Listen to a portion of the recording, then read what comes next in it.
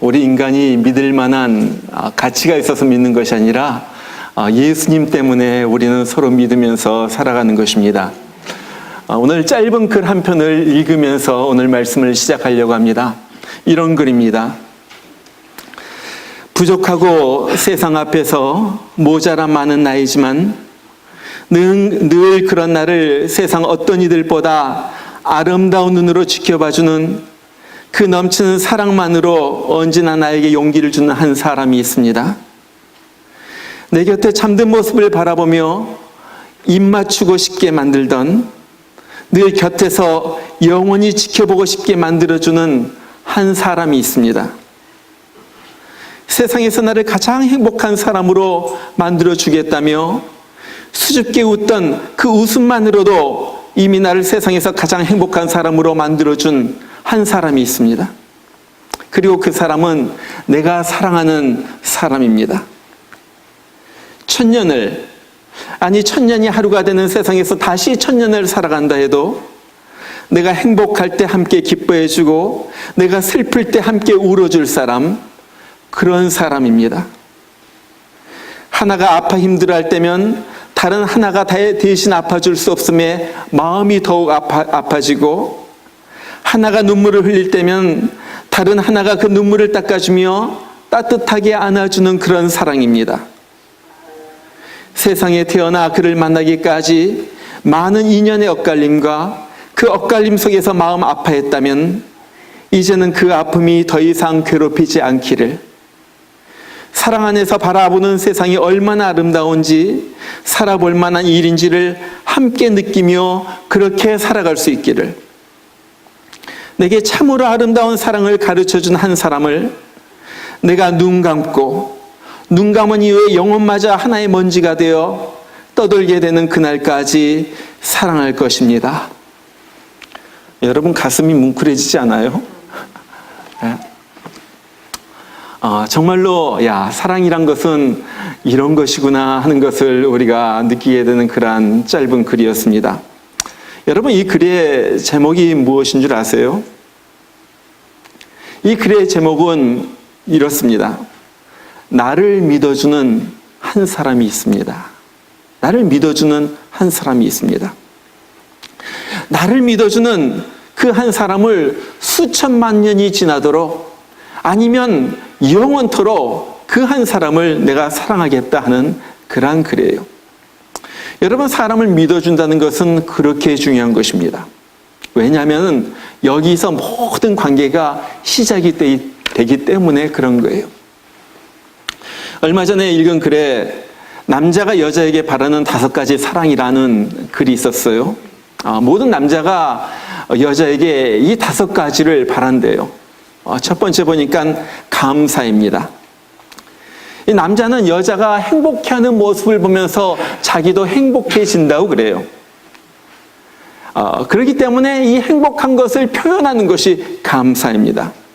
당신이 나랑 함께 있어서 너무 행복해요. 나에게 이런 행복을 줘서 감사해요. 그러면요, 이 남자는 더 주고 싶어가지고 아주 뼈 빠지게 일한다는 거예요. 그것이 남자의 마음이라는 거죠. 두 번째는 칭찬입니다. 이 남자는 자존심의 동물이기 때문에 자꾸 높여줘야지 된다는 거예요. 여러분 보면요, 특별히 요즘은 남자들보다 더 뛰어난 여자들이 많습니다. 그렇기 때문에 여자가 남자를 더 높여줘야지 된다는 거예요. 이 남자는요, 이상한 동물이라서 여자가 나보다 더 뛰어나다고 아니면 더 높다고 느끼면요, 자꾸 주눅이 들어가지고 피하거나 아니면 괜히 여자를 갖다 깎아내리고 괴롭힌다고 그래요. 그래서 여자들은요, 남자를 자꾸 높여줘야지 돼. 띄워줘야지 돼. 세 번째는 격려라고 그래요. 당신은 성공할 수밖에 없어. 지금은 힘들지만 점점 더 좋아질 거야. 자꾸 이런 말 해주면요, 남자는 힘을 얻게 된다는 거예요. 네 번째는 인정입니다. 여자들은요, 누구나 다 이 남자를요, 자기가 원하는 방향으로 바꾸려는 그런 속성을 가지고 있어요. 이 사람을 이렇게 만들어야지. 근데 남자들은요, 이것을 싫어해요. 여자가 날 컨트롤하는 것 같다고 느낄 때 남자들은 그냥 대듭니다. 왜? 자존심 때문에 그런 거예요. 근데 있는 그대로 인정하다 보면은 이 자존감이 세워지고, 그리고 나중에는 자기의 잘못을 스스로 깨닫게 된다 그래요. 그런데 그래서 이 네 가지보다도 가장 남자들이 원하는 게 있다 그럽니다. 그것은 뭐냐면은 신뢰라는 거예요. 신뢰. 모든 조사를 해보면요, 남자가 여자로부터 가장 듣고 싶어하는 말은 이 한마디라고 그럽니다. 나는 당신을 믿어. 나는 당신을 믿어. 남자는요, 있는 그대로 자기를 인정해주고 신뢰하면서 자기를 이렇게 지켜봐줄 때 행복해진다고 그래요. 그러면서 그 행복함이 이 여자에게 전해진다는 거예요. 여러분, 이것이 어디 남녀 관계뿐이겠습니까? 집안에서도 그렇죠. 집안에 부부도 마찬가지고 부모와 자식 간의 관계도 마찬가지입니다. 또 친구 간의 관계도 마찬가지예요. 사람들은요, 누구나 다 자기를 믿어주는 사람을 좋아합니다. 나는 당신을 믿어. 그래서 이 믿음이란 것은 모든 인간관계의 기초예요. 여러분 그러지 않아요? 여러분이 내가 목사라는 사실을 믿어주지 않는다면 내가 어떻게 설교를 할 수가 있겠습니까? 서로 의심하면서 어떤 관계가 이어질 수가 있겠어요? 그래서 이 믿음은 모든 관계의 기초입니다. 그런데 문제는 이 사람은 믿을 만한 존재가 아니라는 거예요. 그러잖아요? 여러분, 성경을 보면은 성경은 우리 인간에 대하여 두 가지 중요한 사실을 말해줍니다. 첫 번째는요, 인간은 믿을 만한 존재가 아니라는 거예요. 그러죠? 믿었다가 믿는 도끼에 발등을 찍힌 적이 얼마나 많은지 몰라요. 믿을 만한 존재가 아니에요. 그러면서 또 하나 중요한 사실은 그러한 인간을 그럼에도 불구하고 우리는 사랑해야지 된다는 거예요. 여러분, 사랑이 무엇입니까? 사랑엔 여러 가지 오늘 속성이 있어요. 시기하지 아니하고 자랑하지 아니하고 오묘하고 여러 가지 그 속성이 있지만은 그 중에 가장 중요한 속성 중에 하나는 사랑은 믿는다는 거예요. 그래서 오늘 7절에 보면 그렇게 말해요. 사랑은 모든 것을 믿으며. 사랑의 속성 중에 하나가 믿는 거라는 거예요. 여러분, 우리가 누구를 의심하면서 어떻게 사랑할 수가 있겠습니까? 제가 의처증을 가지고 밤낮이 아내가 어떻게 지내? 내가 없는 동안에 무엇을 할까? 막 의심한다면 어떻게 제가 사랑한다고 말할 수가 있겠어요? 그래서 사랑은요, 반드시 믿는 거예요. 믿는 것이 있어야만 거기에서 사랑한다고 말할 수가 있는 거예요. 근데 중요한 것은 우리가 믿을 만한 존재가 아니라는 거죠. 여러분, 우리는 경험에서 이것을 너무나도 잘 알아요. 사람은요, 믿을 만한 존재가 아니에요. 자, 그러면 어떻게 해야지 됩니까? 그것은 한 가지밖에 없습니다. 그것은 바로 믿어주는 거예요. 믿어주는 것. 믿을 만한 존재여서가 아니라 믿지 못할 만한 존재라도 그렇기 때문에 믿어주는 거예요. 지금 이것이 오늘 사도 바울이 말하는 사랑은 모든 것을 믿는다는 말이에요. 여러분, 성경을 보면 우리는 곳곳에서 예수님이 사람들을 믿어주는 장면을 보게 됩니다. 예수님께서 부활하신 다음에 갈릴리 바닷가로 가가지고 베드로를 만나잖아요. 베드로를 만나가지고 예수님께서 물어보시는 거예요. 여러분, 베드로가 어떤 사람이었습니까? 예수님이 재판장에 끌려갔을 때 베드로는 예수님을 3번이나 부인했던 사람이에요. 그리고 마지막에는 심지어 저주까지 하면서 나는 그 사람 모른다고 딱 잡아댔던 그 사람이 베드로예요. 어떻게 그럴 수가 있어요, 예수님 앞에? 그런데 예수님, 부활하신 예수님이 갈릴리 바다로 베드로를 찾아가십니다. 그리고 거기 가서 물어보시는 거예요. 야, 베드로야, 네가 나를 사랑하느냐? 예, 예수님, 주님, 내가 주님을 사랑하는 줄 내가 압니다. 여러분, 그때 예수님이 뭐라고 말씀했는 줄 아세요? 아주 중요한 말 하는 거예요. 그렇다면은 내 양을 먹이라 그래요. 무슨 말입니까? 내가 내 양떼를 너에게 맡긴다. 내 양떼를 먹이는 네가 목자가 되어라 하는 거예요. 여러분, 이거 기가 막힌 일 아니에요? 바로 며칠 전이에요. 얼마 되지도 않았어요. 바로 그때 자기를 3번이나 3년 동안이나 동고동락했던 자기를 모든 것을 다 보여주고 모든 것을 다 알려주고 그렇게 사랑을 쏟아 부었던 그 자기를 3번이나 모른다고 했던 그 배신자, 그 나쁜 놈 베드로를 또 믿어주시고 나의 양떼를 그에게 맡기신다는 거예요.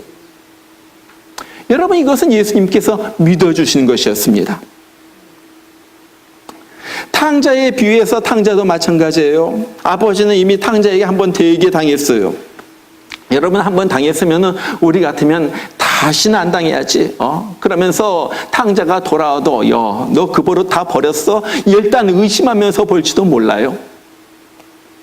그런데 이 아버지는 이 탕자가 집 나간 다음에 이제 올까 저제 올까 밖에 나가서 기다립니다.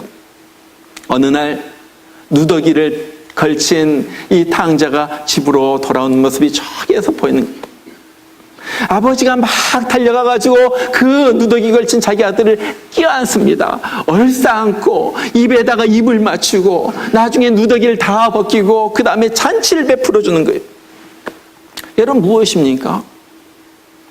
또 배신할지 모르지만은, 또 실망시킬지 모르지만은 그 아들 또 믿어주고 또 신뢰해주는 거예요. 여러분, 이것이 예수님의 사랑이에요. 그래서 이 예수님의 사랑에 대해서 요한복음 13장 1절은 이렇게 말합니다. 세상에 있는 자기 사람들을 사랑하시되 끝까지 사랑하시니라. 이 끝까지란 말은 끝이 날 때까지 뿐만 아니라 계속 중단하지 않고, 끝까지 중단하지 않고 계속적으로 사랑한다는 거예요. 베드로가 부인해도 사랑했고요. 제자들이 자기를 다 버리고 모른다면서 도망쳐도 끝까지 사랑합니다. 여러분, 놀라운 것은요, 예수님은요, 가룟 유다마저도 끝까지 사랑하고 포기하지 않으셨다는 거예요. 여러분, 그 글을 갖다 읽어보면 계속 예수님은요, 가룟 유다에게 회개할 수 있는 기회를 주십니다. 계속 가룟 유다야, 내가 나를 팔려고 하는구나 예수님 아시고요, 계속적으로 그의 마음속에 계속적으로 깨닫도록 계속 자극을 주는 거예요. 사랑하시되 끝까지 사랑하시니라. 이 말 대신에요, 이렇게 바꿔도 괜찮아요. 믿어주시되 끝까지 믿어주시니라. 믿지 못할 그 사람을 끝까지 믿어주시는 거예요. 이것이 사랑이에요. 근데 사실 보면요, 우리 자신도 사실 믿지 못할 사람이에요. 우리가 얼마나 예수님을 많이 배반합니까? 가룟 유다 욕을 하지만요, 사실 우리도 가룟 유다 같은 경우가 참 많아요.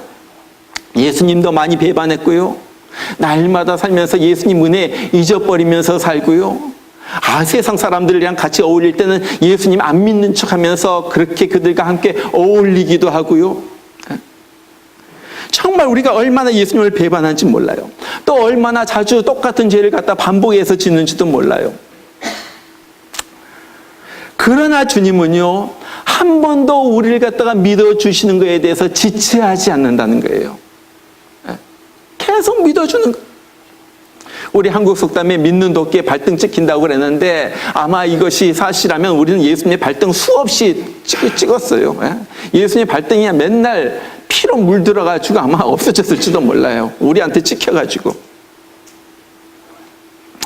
여러분, 사랑이 무엇입니까? 당하는 줄 알면서도 일부러 당하는 거예요. 그것이 사랑. 세상 사람들은 그것을 바보짓이라고 말합니다. 그러나 예수님은 그것을 사랑이라고 말하는 거예요. 여러분, 세상에 살면서도요, 야무지고 똑똑하게 아주 계산 잘하는 사람은요, 사랑하지 못합니다. 오히려 바보스러워야만 하는 것이 사랑이에요. 왜? 사랑은요, 바보가 되거든요. 속아주고 손해보고 오히려 져주는 것이 사랑이거든요. 그런데 바보스러운 이 사랑을 통하여 사람들은 변화되기 시작한다는 거예요. 이러한 사랑이 사람들을 갖다 바꿔 놓는다는 거예요. 한국에 박광수라는 이 만화가가 있는데, 이분이 이런 책을 썼어요. 살면서 쉬었던 날은 단 하루도 없었다. 좀 공감이 되죠? 예. 그 책에 나를 일깨운 믿음이라는 이런 이야기가 있어요. 예. 이 사람은요, 어린 시절에 한 가지 아주 나쁜 버릇이 있었는데 남의 물건을 갖다 훔치는 그런 도벽이 있는 거예요. 그런데 그 도둑질 하다가 대부분 들통나요. 그래가지고 매번 자기 부모님과 형에게 혼을 납니다. 그래도 이 도둑질하는 습관이 고쳐지질 않아요. 이 초등학교 때서부터 시작한 것이 고등학교 1학년 여름 때까지 이어집니다. 다행히 그의 고등학교 1학년 여름 때 이 도둑질하는 습관을 고치는 한 가지 중요한 일이 발생이 돼요. 그 당시에 이 사람의 집이 2층 집에 살았는데 너무 덥던 어느 여름날에 2층 방에서 잠시 잠을 자다가 깨어가지고 이렇게 1층으로 계단을 타고 내려오는데 계단 저쪽 끝에서 1층에서 자기 둘째 형이랑 어머니가 싸우는 소리가, 이 다투는 소리가 들리더라는 거예요. 그리고 위층에서 내려오다 말고 가만히 들어보니까 자기 때문에 싸우는 거예요. 이 며칠 전에 자기 형이 너무나도 아끼고 사랑하는 이 카메라가 없어졌는데 이 어머니는 이놈, 광수 이놈의 자식이 보나마나 이놈이 또 훔쳤다. 그러면서 이놈한테 가자 그러는데 형이 그걸 말리는 거예요. 엄마, 물건만 없어지면은 맨날 저 광수가 그랬다고 막 걔를 갖다 잡아다가 족치고 다그치니까 제가 더 삐뚤어지는 거예요. 제가 더 찾아볼 테니까 확실해질 때까지 일단 믿어주자고요. 사실 이 사람이 일주일 전에 형의 카메라를 훔쳐다가 이 청계천 중고상가에 갖다 팔았거든요. 네. 그런데 형의 이 말을 들으니까 얼마나 가슴이 찔립니까? 그래서 이 사람이 내려오지 않고 2층 방 자기 그 다락방으로 올라갔다고 그래요. 그래가지고 그 다음 날까지 하루를 갖다 먹지도 않고 그곳에 숨어 있으면서 하루 종일 울었다고 합니다. 형이 나를 믿어주는 그 믿음이 너무나도 고마워가지고 내가 잘못한 거에 대한 그 양심의 가책 때문에 내가 이렇게 살아서는 안 되겠다 하는 그 반성의 눈물이 막 팍팍 쏟아지는 거예요. 그날 이후 자기가 형의 카메라를 갖다 훔쳤다고 그것을 자기 어머니에게 고백했는지 안 했는지는 오래된 일이라서 기억이 나지 않는다고 그래요. 그러나 중요한 것은 그날 이후로 그의 도벽이 고쳐졌다는 거예요. 이거예요. 누군가 날 갖다 자꾸 믿어주려고 하고 나를 믿어줄 때 그 믿음에 실망시키지 않으려고 자꾸 노력하는 거예요. 그것이 보통 사람들의 마음이에요. 여러분, 무엇이 사람을 변화시킵니까? 그 믿어주는 마음이 사람을 변화시키는 거예요. 여러분, 믿어주는 것과 믿는 것과는 다릅니다. 믿는다는 것은요, 믿을만 해가지고 믿는 거예요. 그러나 믿어준다는 것은 그 사람이 믿을만 하지 못해도 믿는 거예요. 이것이 믿어주는 거예요. 믿을 만한 사람, 크레딧이 좋은 사람, 항상 정직한 사람을 믿는 것은 아주 쉬운 일입니다. 그건 누구나 다 해요. 그러나 어떨 때 날 실망시키고 배신하고 어떨 때 가끔 거짓말도 하는 사람을 내가 믿어준다는 것은요, 쉬운 일이 아니에요. 이것은 사랑하지 않고는 할 수가 없는 일이에요. 그렇기 때문에 오늘 뭐라고 그래요? 사랑은 믿어주는 것이다, 그렇게 말하는 거예요. 사랑하기 때문에 기다리고요, 또 속으면서도 기회를 주는 거예요. 한 번뿐만 아니라 계속 속으면서도 계속 실망하면서도 믿어주고 기다려주고 또 축복해 주는 거예요. 그래 자꾸 믿어주고 기다려주고 축복해주면요, 그만큼 사람들은 나중에 깨달아지고요, 변화받게 되고요, 이 사람이 나중에 성숙해지는 거예요. 여러분, 모든 사람에게 있는 공통적인 생각 중에 하나는 그것은 신뢰받기를 원한다는 거예요. 그러잖아요. 우리도 누가 나를 갖다 막 믿어줄 때 막 신이 나는 거예요. 그러나 누가 나를 갖다 의심하고요, 이 이상한 눈초리로 자꾸 들여다보기 시작하면요, 모든 의욕이 달아나는 거예요. 제가 어느 교육 상담가의 글을 읽었어요. 자녀가 부모에게 바라는 것 두 가지를 말하는데, 부모에게 가장 바라는 것, 그것이 자신을 믿어주는 거라고 그래요. 그 다음에 두 번째로 자식이 부모에게 바라는 것이 자신의 말에 항상 귀를 기울이고 공감해 주는 것을 자녀들이 바란다고 그래요. 아이들은요, 부모님이 나를 믿어주고요, 선생님이 나를 믿어주고요, 친구들이 나를 믿어주고, 그럴 때 마음이 뿌듯해지고요, 자존감이 올라간다고 그래요. 자존감이. 그런데 얘가 맨날 공부하나 감시하고 문 이렇게 들여다보고, 혹시 얘 또 게임이나 하고 있지 않나 이렇게 들여다보고 그러면요, 얘가요, 알고요, 공부도 안 하게 된다는 거예요. 이게 교육 상담가가 하는 말이에요. 자, 그런데 문제는요, 애들은 끊임없이 나를 믿어달라고 하는데 사실 믿어주기가 쉽지가 않아요. 그러잖아요. 애들 하는 꼬락서리를 보면요, 도무지 믿을 수가 없어요. 시험이 코앞인데 공부할 생각을 하지 않는 거예요. 학교만 갔다 오면은 그 책가방 내려놓고 자기 방에 딱 들어가가지고 뭐 하는지 컴퓨터 앞에만 앉아 있는 거예요. 이것을 뭘 믿어줘요? 매일 아침마다 일찍 일어나라고 아무리 해도 늦게 일어나가지고 밥도 못 먹고 그냥 학교로 가네요. 얘를 어떻게 믿어줄 수가 있겠어요? 막 속에서 막 불이 나죠. 야, 이게 언제 인간이 될까? 언제 사람이 될까? 아무리 믿어주려고 해도 믿음이 안 가는 거예요. 여러분, 믿음이 안 가기 때문에 무엇을 합니까? 무엇을 해야지 돼요? 믿어주는 거예요. 이것이 믿음이에요. 여러분, 믿음이 안 가는 사람을 믿으려면요, 정말 우리에게 믿음이 필요합니다. 어떤 믿음입니까?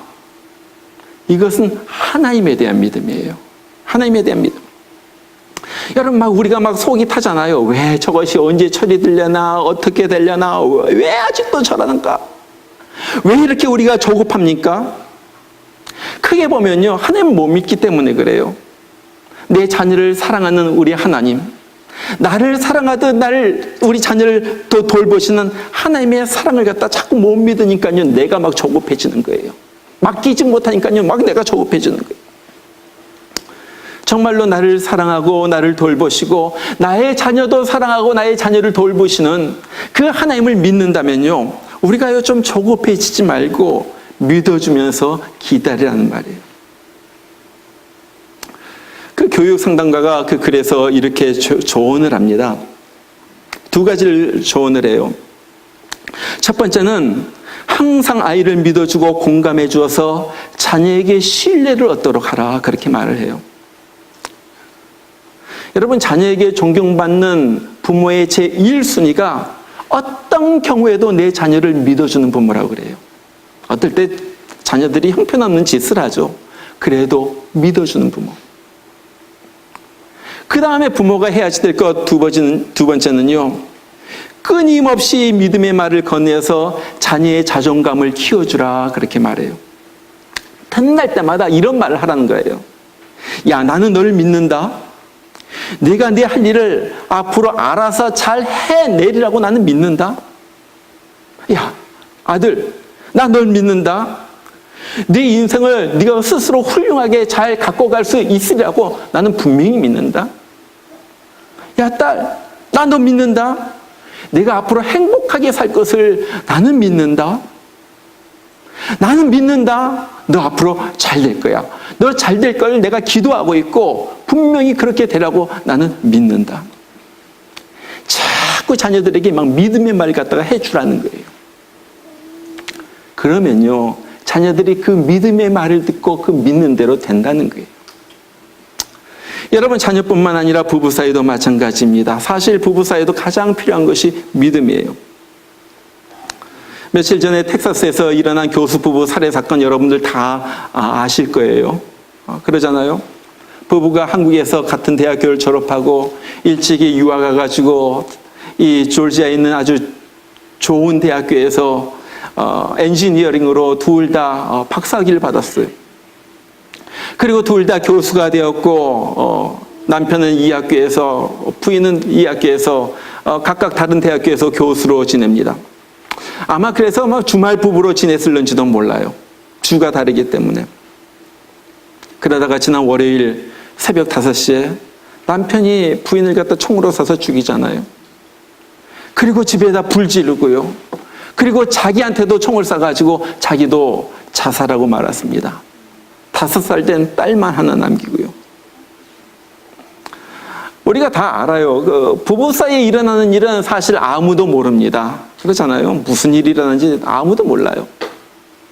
그렇지만 이 남편이 죽기 전에 그 SNS에 남긴 몇 가지 글을 보면 대강 이 부부가 행복한 부부는 아니었구나 그걸 짐작할 수가 있어요. 뭐라고 썼어요? 아내가 날 무시한다. 자기를 의처증이 있는 사람으로 막 몰아댄다.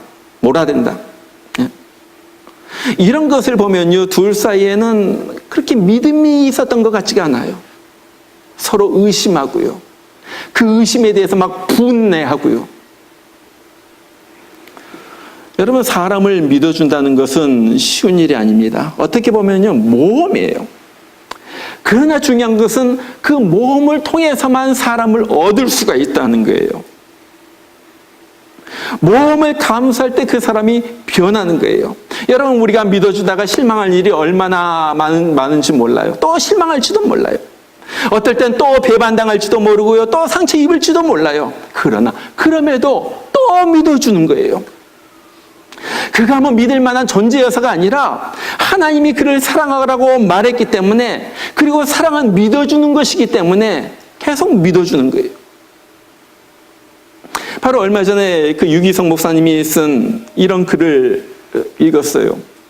어떤 글이냐면 글의 제목이 변화되라 요구하지 말고 믿어야 한다. 변화되라 요구하지 말고 믿어야 한다라는 글이에요. 거의 그런 얘기가 나와요. 어느 목사님이 아주 사모님과 아주 대판 싸웠어요.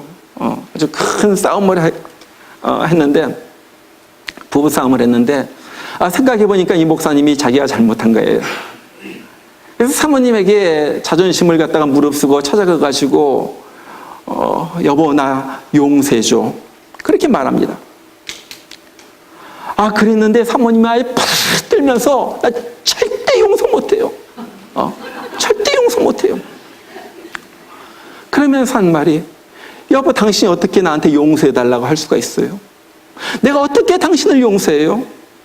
이것이 한두 번이에요. 옛날에도 그랬고, 지난번에도 그랬고, 바로 얼마 전에도 그랬고, 수없이 그랬는데 내가 용서해 준다면 당신 또 그럴 거 아니에요? 이제는 당신 말 절대 못 믿어요. 근데 자기를 못 믿는다는 이 사모님의 말이 비수처럼 자기 가슴에 꽂혔어요. 그래서 다음날 교회에서 기도하면서 자기를 갖다 돌아본 다음에 마음을 정리하고 집에 왔습니다. 그리고 사모님에게 이렇게 물어봤어요. 여보, 당신 하나님은 믿어? 그러니까 사모님이 하나님 안 믿겠어요. 말 같지도 않은 소리 하니까 대답도 안 합니다. 근데 목사님이 계속해서 말하는 거예요. 여보, 당신이 사람을 바꾸시는 하나님을 갖다가 믿는다면은 나도 한번 믿어봐줘. 그 하나님을 믿는다면은 나도 한번 믿어봐줘. 내가 10년 후에도 이대로 있을 거라고 생각은 하지 마. 하나님을 믿으면 나를 용서해줘. 그 말 듣는데 하나님을 갖다 믿는다는 그 말에 이 사람이 콱 했어요. 그래가지고 울컥하면서 눈물을 쏟아냅니다. 뭐였습니까? 남편은 믿을만 하지 않지만은 하나님을 믿으니까, 사람을 변화시킬 수 있는 하나님의 능력을 믿으니까 남편 또한 믿어줄 수가 있었다는 거예요. 여러분, 그래요. 우리는 사람을 보면서 사실 믿지 못합니다. 사람은 믿을 만한 존재가 아니에요. 그가 변화될 것이라고 믿을 수도 없어요. 그래서 어떻게 합니까? 변화시키는 하나님의 능력을 믿는 거예요. 물로 포도주를 만드신 그 주님, 얼마든지 사람을 변화시킬 수가 있기 때문에 그 주님을 바라보면서 그 사람을 믿어주는 거예요. 그 사람만 바라보는 것이 아니죠. 그 사람을 바라본 동시에 사람을 변화시킬 수 있는 주님을 바라보는 거예요. 그 사람만 믿는 것이 아니에요. 그 사람을 믿어주는 동시에 그 사람을 변화시킬 수 있는 주님을 또한 믿기 때문에 그렇게 보는 거예요. 여러분, 우리가 살다 보면은 우리를 실망시킨 사람들이 많이 있습니다. 남편이 얼마나 많이 나를 실망시키는지 몰라요. 또 아내가 나를 얼마나 많이 실망시키는지 모릅니다. 남편이 실망시킨 거, 아내가 실망시킨 것도 힘든데 이놈의 자식까지도 실망시키는 거예요. 얼마나 실망시키고 어떨 때는 막 배신감에 막 치가 떨리기도 하고요. 밖에 나가서는 안 그러나요? 친구가 실망시키고 동료가 실망시키고요. 그렇다 할지라도 이 관계가 회복되기 위해서 여러분이 해야 할 말이 있습니다. 오늘 찾아가서 말하세요. 나는 너를 믿는다. 나는 너를 믿는다. 부부간에서 나는 당신을 믿어요. 당신이 나를 실망시켰지만 나는 주님 때문에 당신을 믿어요. 제가 오늘 설교를 갖다 준비하면서 정말로 많은 글들을 읽었어요.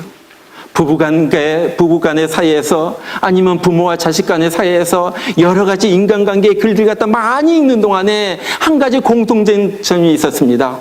그들이 누구를 막론하고 그들이 가장 바라는 것은 믿어주는 사람, 그 사람을 찾고 있다는 거예요. 나는 너를 믿어. 나는 당신을 믿어요. 그럴 때 그 마음이 가장 기뻐지고 그것을 모든 사람들이 정말로 제일 먼저 바란다는 거예요. 바로 이것이 예수님께서 베드로에게 하신 말이었습니다. 이 말을 듣고 베드로는 다시 일어나게 된 거예요. 예수님께서 제자들에게 하신 말씀이 이것이었습니다. 이 말을 듣고 제자들 다시 일어났습니다.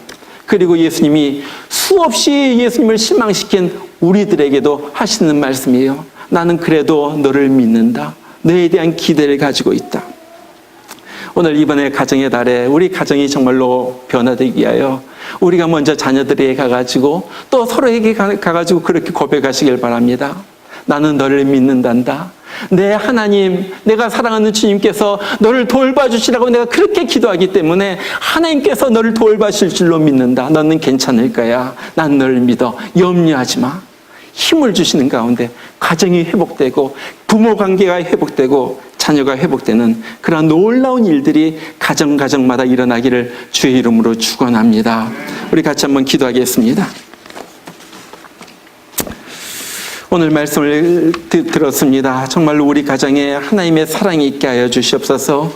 기대가 있게 하여 주시옵소서. 믿음이 있게 하여 주시옵소서. 정말로 우리가 상처받으면서 살아갑니다. 우리가 많은 정말로 아픔을 가지고 살아갑니다. 인간관계에 있어서 사람들과의 관계에 있어서 너무나도 아픈 관계가 있습니다. 그러나 믿음으로 인하여 주님께서 우리를 믿어주셨기 때문에 우리도 믿어줌으로 인하여 다시 관계가 회복이 되고 사람들이 살아나는 놀라운 역사가 일어나게 하여 주시옵소서. 우리 다 같이 우리 자녀들 생각하면서 우리 가족을 생각하면서 우리 친구 동료들 생각하면서 다 같이 기도하겠습니다. 믿어주는 자가 되게 하여 주시고 믿음의 관계가 회복되게 하여 주시옵소서. 다 같이 기도하겠습니다. 우리 하나님 아버지, 오늘 또 귀한 말씀을 들었습니다. 아버지 하나님, 우리 하나님 아버지요, 정말로 우리 가운데 불신이 있었던 것, 우리 가운데 상처가 있었던 것, 우리 가운데 분쟁이 있었고 서로 정말로 아픈 그러한 일들이 일어났던 것을 우리가 고백합니다. 하나님 아버지, 이제는 주님이 계시기 때문에 예수님 때문에 서로 믿어주게 하여 주시고 서로 사랑하게 하여 주시고 서로 관계가 돈독해지게 하여 주시고 이제 정말로 이전의 과거의 모든 아픔과 불신과 이런 것들은 다 묻어버리고 새로운 믿음의 관계로 새 출발하는 우리 가족이 되게 하여 주시옵소서. 우리 하나님 아버지, 주님께서 우리를 사랑하셨기 때문에 그 사랑으로 사랑합니다. 우리 주님께서 우리를 믿어주셨기 때문에 우리도 그 믿음으로 우리도 다른 사람을 믿어주면서 살아가겠습니다. 하나님 아버지, 우리를 붙들어 주시고 우리의 가정이 회복되게 하여 주시옵소서. 우리 자녀들이 회복되게 하여 주시옵소서. 우리 남편과 아내의 관계가 회복되게 하여 주시옵소서. 정말로 믿음의 가정, 하나님을 향한 믿음의 가정이 되게 하여 주시고 서로를 향한 믿음의 가정이 되게 하여 주시옵소서. 그래서 우리 가운데 서로 축복이 있게 하여 주시고 서로 위로와 격려와 서로 용서와 서로 정말 정말로 서로 축복해주는 그런 일들이 끊임없이 우리 가정에서 일어나게 하여 주시고, 그럴 때 우리의 가정이 천국 가정으로 변하는 그런 역사가 일어나게 하여 주시옵소서. 우리 하나님 감사합니다.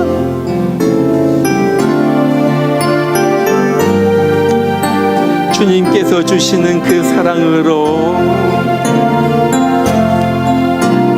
주님께서 주시는 그 사랑, 당신을 사랑합니다. 당신을 사랑합니다. 주님께서 주시는 그 축복으로, 주님께서 주시는 그 축복, 당신을 축복합니다. 당신을 축복합니다. 형제의 삶 속에, 형제의 삶 속에 주 영광 나타날 때에 주님의 나라가 임하리. 자매의 삶 속에, 자매의 삶 속에 주 사랑 나타날 때에 주님의 구원이. 우리 다 같이 일어나서 다시 한번 부릅니다. 주님께서 주시는 그 사랑으로 당신을 사랑합니다. 주님께서 주시는 그 축복으로, 주님께서 주시는 그 축복으로 당신을 축복합니다. 형제의 삶 속에 주 영광 나타날 때에 주님의 나라가 임하리. 자매의 삶 속에, 자매의 삶 속에 주 사랑 나타날 때에 주님의 구원이 임하리. 아멘. 기도합니다. 사랑은 모든 것을 참으며, 모든 것을 믿으며, 모든 것을 바라며, 모든 것을 견디느니라. 이제는 영원히 저주 속에 죽어야 마땅한 우리를 살리시게 하여 이 땅에 오셔서 십자가에서 우리 대신 죽으신 우리 주 예수님의 크신 은혜와 하나밖에 없는 아들을 버리시기까지 사랑하신 그 하나님 아버지의 사랑하심과 오늘 또 무너진 관계를 믿음 속에 회복시키시고 우리의 가정이 주님 안에서 온전한 가정이 되도록 서로 용서하고 격려하고 서로 위로하면서 살아가도록 우리 마음속에 감동 감하여 주시는 성령의 역사하심이, 주님, 이제는 내가 주님을 믿듯이 우리 가족을 믿어주면서 살겠습니다. 다짐하는 주의 귀한 사랑하는 성도들 10년 가운데, 가정 가운데 이제부터 영원토록 함께 하시기를 주의 이름으로 축원하옵나이다. 아멘.